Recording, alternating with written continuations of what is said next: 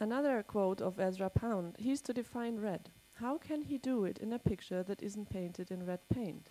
He puts, or his ancestors put, together the abbreviated picture of rose, cherry, iron rust, flamingo. Here comes the link to something that I'm sure if there are anthropologists among you, you know that there, and linguists, there has been a big discussion on how to relate colors and words and the things we see to each other. And very often, of course, if we want to refer to a specific color, we are referring to the object that has this color. You see sky blue and skin color and the color of a white rose in these samples.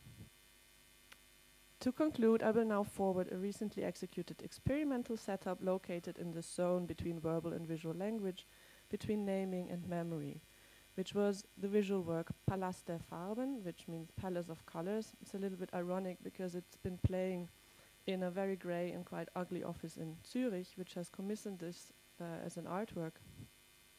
The procedure was utterly simple. Approximately 40 volunteers from this office have been interviewed on their memory on color.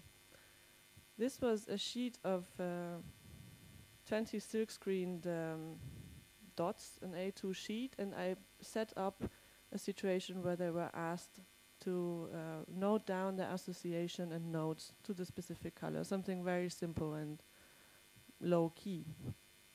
So you have these colors in front of you, and imagine you are asked to note down really just what comes to mind, what objects have this color, what memories are linked to it, and give me then the list of notions. It is almost a bit like a fake psychological setup if you see it like this, and they're very office people, so they were trying their best to do it right. And in the end, I harvested their vocabulary.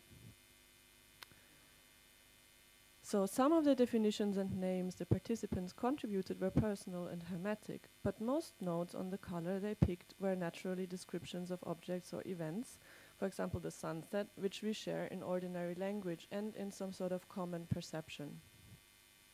Here's a list of the names they gave to colors in alphabetical order, of which I want to show you some samples. And you can see that there is a difference in the level, in the quality of these names, but maybe some of them also talk to you and you immediately have some sort of shade of color. So it's not just saying yellow, but I'm saying corn yellow, which of course is another sort of more specific information.